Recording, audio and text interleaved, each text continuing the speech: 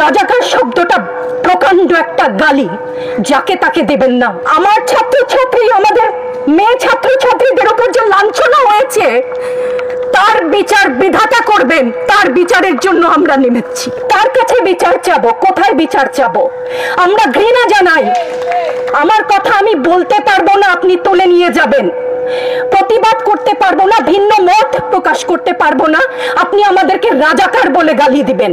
ছাত্র ছাত্রীদের উপর জুলুম বন্ধ না করলে পরিণতি ইতিহাস বলে দেয় কারো জন্য ভালো হয় না।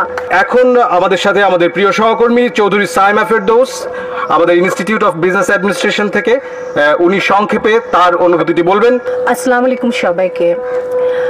আমার বলবার অনেক কিছু আছে, সংক্ষিপ্ত করার কথা আমি খেই হারাচ্ছি, আমি কোনটা বলবো আর কোনটা বলবো না, সেটা আমার ঘৃণা।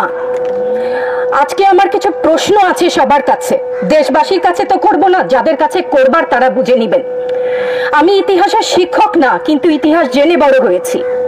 আমার জন্ম ৭১-এর পরে, কিন্তু বই খাতা থেকে সরাসরি যুদ্ধে, ভাষা আন্দোলনে যারা অংশগ্রহণ করেছিলেন তাদের কাছ থেকে শোনা শিক্ষা থেকে জানি মুক্তিযুদ্ধের চেতনা কি, ভাষা আন্দোলনের চেতনা কি ছিল।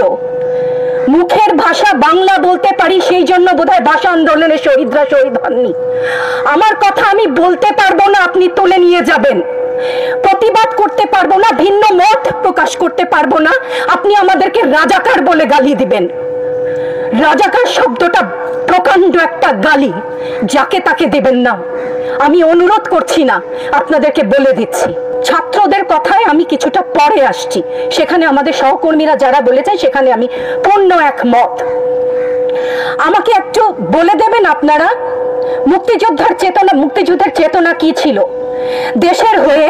আপনারা বলবেন যে যারা শুধুমাত্র আমার বাবা মুক্তিযোদ্ধা ছিলেন তাই আমার অধিকার প্রাপ্য অনেক কিছু, সেখানে পূর্ণ সহমত।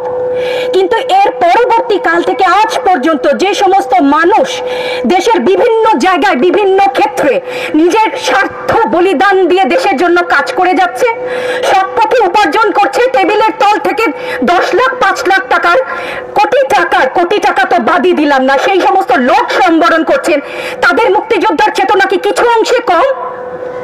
সেই প্রতিবাদ করলে আপনি আমাদেরকে বলবেন রাজাকার। রাজাকারের বাচ্চা, এটা প্রকাণ্ড গালি, যত্রতত্র দেবেন না। আর আমার ছাত্র ছাত্রীদের গায়ে গুলি কেন? আমি এখানে কেন দাঁড়িয়েছি, কেন আজকে কথা বলছি? কারণ আমি মানুষ, আমি শিক্ষিত একজন মানুষ, আপাদমস্তক ভাবে যাকে শিক্ষা বলেন। সেখানে আমি জানি মুক্তিযোদ্ধার চেতনা যদি কিছু আমার ভেতরে বিদ্যমান থাকে, আমি জানি অন্যায়ের প্রতিবাদ করতে হবে। বিচার চাই না বলেছেন, আমিও একমত। কার কাছে বিচার চাবো? কোথায় বিচার চাবো? আমরা ঘৃণা জানাই। আমার ছাত্রদের গায়ে আমি সারা রাত ঘুমাতে পারি না, তাই এসছি যে আজকে যদি কিছু বলে যাই এক পলক ঘুমাতে পারি। যেই বাবা মার বুকটা খালি হয়ে গেছে, তাদের ঘরে কি চলে, কোথায় আছে তারা, কিভাবে আছে? আমার ছাত্রছাত্রী, আমাদের মেয়ে ছাত্রছাত্রীদের উপর যে লাঞ্ছনা হয়েছে, তার বিচার বিধাতা করবেন। তার বিচারের জন্য আমরা নেমেছি। আপনারা আমাদের মুখ বন্ধ করতে পারবেন না। মুক্তিযুদ্ধের চেতনা থেকে জানি, আমরা জন্মেছি একবার, মরবো একবার। ভয় দেখাবেন না। ছাত্র ছাত্রীদের উপর জুলুম বন্ধ না করলে পরিণতি ইতিহাস বলে দেয় কারো জন্য ভালো হয় না।